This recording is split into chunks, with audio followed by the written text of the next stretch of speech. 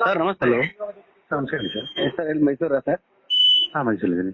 ಹಾಂ ಸರ್, ಇದು ಅದೇ ಇವತ್ತು ಸಿದ್ದರಾಮಯ್ಯ ಅವ್ರದ್ದು ಇದಾಯ್ತಲ್ಲ ಕೇಸು, ಅದೊಂದು ರಿಯಾಕ್ಷನ್ ತಗೊಳ್ಳೋಣ ಅಂತ ಮಾಡಿದೆ ಸರ್. ಇವತ್ತು ಸಿದ್ದರಾಮಯ್ಯ ಅವರು ಹೈಕೋರ್ಟ್ ತೀರ್ಪು ಬಂದಿದೆಯಲ್ಲ CBI ಇದು, ಇದನ್ನ ಹೇಗೆ ಸ್ವೀಕಾರ ಮಾಡ್ತೀರಿ ಸರ್ ನೀವು? ಸರ್, ನಾವು ಎಲ್ಲಾನು ಕೂಡ ಸಮಾನ ಮನಸ್ಸಿನಿಂದಲೇ ಸ್ವೀಕರಿಸ್ತೀನಿ.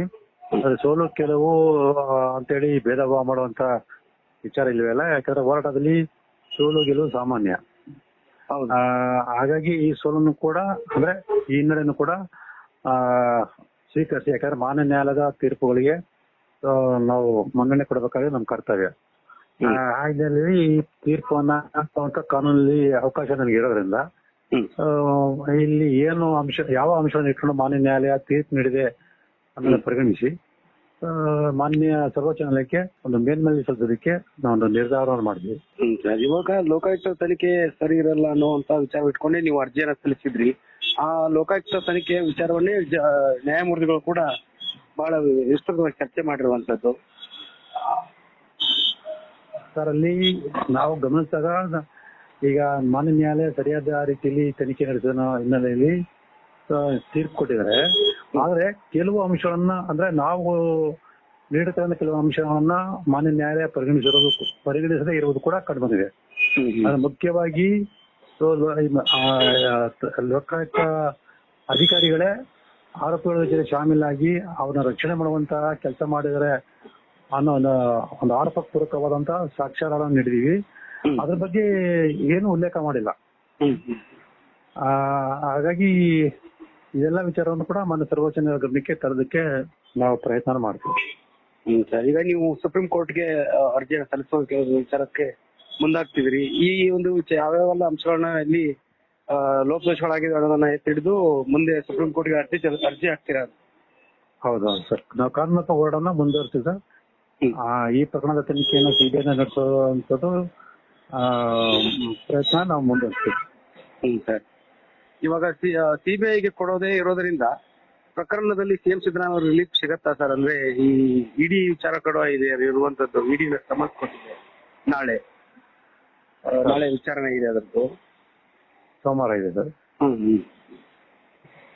ಸರ್, ಇಲ್ಲಿ ಮುಖ್ಯ ಗಮನಿಸಬೇಕಾದ ವಿಚಾರ ಅಂದ್ರೆ ಯಾವುದೇ ತನಿಖಾ ಸಂಸ್ಥೆ ತನಿಖೆ ಮಾಡಿ ಯಾವುದೇ ರೀತಿಯ ವರದಿ ಕೊಟ್ಟರು ಕೂಡ ನಮ್ಮ ಹತ್ರ ಲಭ್ಯರಾದ ಸಾಕ್ಷ್ಯಗಳನ್ನ ಮಾನ್ಯ ನ್ಯಾಯಾಲಯ ಗಮನ ತಂದು ನಾವೇನು ಆರೋಪ ಮಾಡಿ ಅದನ್ನು ಸಾಬೀತುಪಡಿಸಿ ಶಿಕ್ಷೆ ಕೊಡಿಸುವಂತ ಎಲ್ಲಾ ಅವಕಾಶಗಳು ನನಗೆ ಇರೋದ್ರಿಂದ ಆ ಒಂದು ಹಿನ್ನೆಲೆಯಲ್ಲಿ ನನ್ನ ಹೋರಾಟವನ್ನು ನಡೆಸಿ ತಪ್ಪಿತಸ್ಥರಿಗೆ ಶಿಕ್ಷೆ ಕೊಡಿಸುವಂತ ಕೆಲಸವನ್ನ ನಾನು ಮಾಡೇ ಮಾಡ್ತೀನಿ.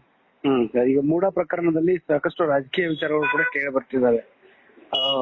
ಮೊದಲಿಗೆ ಈಗ CM ಸಿದ್ದರಾಮಯ್ಯ ಅವರಿಗೆ ಮುನ್ನಡೆ ಆಗಿದೆ, ಅದರಲ್ಲಿ CBIಗೆ ಕೊಡಬಾರ್ದು ಅನ್ನುವಂತ ವಿಚಾರ. ಇದರಿಂದ CMಗೆ ಸ್ವಲ್ಪ ಬಿಗ್ ರಿಲೀಫ್ ಸಿಕ್ಕಂಗ ಆಗಿದೆಯಾ? ಒಂದ್ ವೇಳೆ ಈ ಒಂದು ಕೇಸ್ ಮೇಲೆ ಅವರು ರಿಲೀಫ್ ಆಗ್ಬೋದಾ? ಪ್ರಭಾವ ಬಳಸಿಲ್ಲ ಅನ್ನುವಂಥದ್ದು ಏನಾದ್ರು ನಿರ್ಧಾರ ಆಗತ್ತಾ ಸರ್ ಅಂತ? ಖಂಡಿತ ಆಗಲ್ಲ ಸರ್. ಅದರಲ್ಲಿ ಮುಖ್ಯ ಗಮನಿಸಬೇಕಾದ್ರೆ ಅಂದ್ರೆ ಈ ಒಂದು ತನಿಖಾ ಸಂಸ್ಥೆ ಬಗ್ಗೆ ಏನ್ ತೀರ್ಪು ಬಂದಿದೆ ಅದರಲ್ಲಿ ಒಂದು ಸ್ವಲ್ಪ ಹಿನ್ನಡೆ ಆಗಿದೆ ಅಷ್ಟೇ ಹೊರತು ನಾನು ಈ ಪ್ರಕರಣ ಈಗಾಗಲೇ ಜಯ ಗಳಿಸಿದ್ದೀನಿ.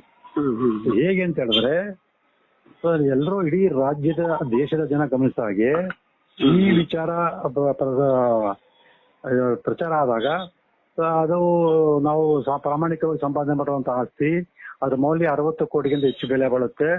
60 ಏನ್ ಅದ್ರ ಬೆಲೆ ಇದೆ, ಬೆಲೆ ಕೊಟ್ಬಿಡಿ ನಮಗೆ ವಾಪಸ್ ಕೊಡ್ತೀವಿ ಅಂತ ವಿಧಾನಸೌಧದಲ್ಲೂ ಕೂಡ ಮಾತಾಡಿದಂತ ಸಿದ್ದರಾಮಯ್ಯನವರು ನಾನು ದೂರು ದಾಖಲು ಮಾಡಿದ ಕೇವಲ 3-4 ದಿನಗಳಲ್ಲಿ ಏಕಾಏಕಿ 14 ನಿಮಿಷ ವಾಪಸ್ ಕೊಟ್ಟಿದ್ದಾರೆ.